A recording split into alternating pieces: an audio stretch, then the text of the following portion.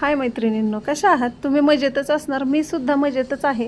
तर तुम्हाला माझ्याकडून उद्यापासून चालू होणाऱ्या नवीन वर्षाच्या आणि गुढीपाडव्याच्या खूप खूप हार्दिक शुभेच्छा. तर मी उद्या गुढीसाठी हा हार केलेला आहे आणि बघू शकता हार एकदम छान झालेला आहे. याला कुठलंही केमिकल वापरलेलं नाही आहे. बाजारात आता आठवडाभर झाले घाट्या नवीन यायला चालू झालेत, पण त्या केमिकलयुक्त असतात.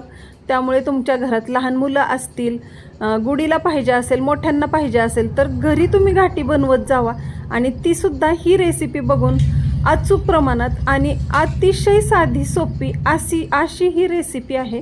तर चला आपण रेसिपीला सविस्तर सुरुवात करूया. त्यासाठी मी 6 ते 7 वाट्या घेतलेत, त्यांना एक एक थेंब तूप टाकलेलं आहे, त्या बुडाला चोळलेलं आहे. 7 काजू किंवा 7 बदाम तुम्ही काहीही घेऊ शकताय, पिस्तेसुद्धा घेऊ शकताय आणि ते व्यवस्थित अशा पद्धतीने दोऱ्याने बांधून घ्यायचं आहे. माझ्याकडं मोठा दोरा नव्हता, जाडा, मी रिळाचा 4-5 पदरी करून घेतलेला आहे आणि अशा पद्धतीने त्याच्यात व्यवस्थित आधीही तयारी करून घ्यायची आहे.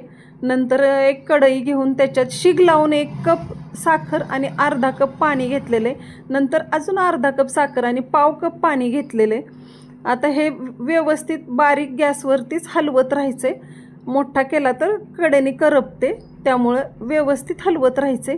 आणि हे बघा, ह्याच्यात चांगले बबल यायला लागलेत, उकळी यायला लागली आहे आणि व्यवस्थित अशी ह्याची चाचणी घ्यायची आहे. आणि त्याच्यात सोपा पर्याय म्हणजे कडेने साखर तयार व्हायला लागली का समजून जायचं आपला पाक यायला चालू झालेला आहे. बघू शकताय तुम्ही, कडेने साखर यायला लागलेली आहे. मी बाकी अजून ह्याच्यात काहीच टाकलेलं नाही आहे.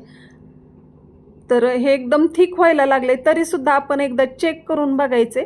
एका प्लेटीत पाणी घ्यायचे आणि त्याच्यात 1 थेंबभर टाकून बघायचं हे मिश्रण आणि त्याची गोळी होती का बघायचे. गोळी जर झाली तर हे मिश्रण एकदम 100% बरोबर झालेलं आहे. आता बघा, ही गोळी काचेसारखी एकदम हातात येते, बघू शकताय तुम्ही. आता हे मिश्रण एकदम बरोबर झालेलं आहे. आता ह्याच्यात फक्त 2 चिमूट खायचा सोडा टाकायचा आहे. हे बघा, एकदम छान झालेलं आहे. आता ह्याची प्रोसेस थोडीशी फास्ट करायची आहे. ह्याच्यात सोडा खायचा टाकून घ्यायचा आहे. बघा, 2 चिमूटच टाकलेला आहे फक्त.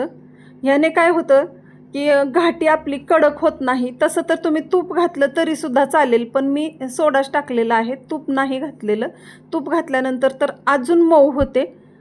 आणि हे तुम्हाला पाहिजे त्या मोल्डमध्ये टाकून घ्यायचं आहे. तुम्ही प्लेटीत करा, वाटीत करा, मोठ्या ताटात करा.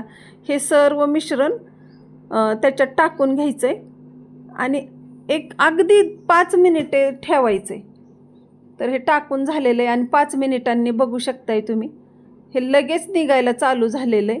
5च मिनिटे झालेत आणि एवढ्या छान घाट्या झालेल्या आहेत, तुम्ही बघू शकताय. तर तुम्हीसुद्धा साधी सोपी रेसिपी आहे, बघून करा गुढीपाडव्यासाठी. चॅनलवर नवीन असाल तर सबस्क्राईब करा, व्हिडिओ आवडलेला असेल तर लाईक करा, शेअर करा. तोपर्यंत धन्यवाद.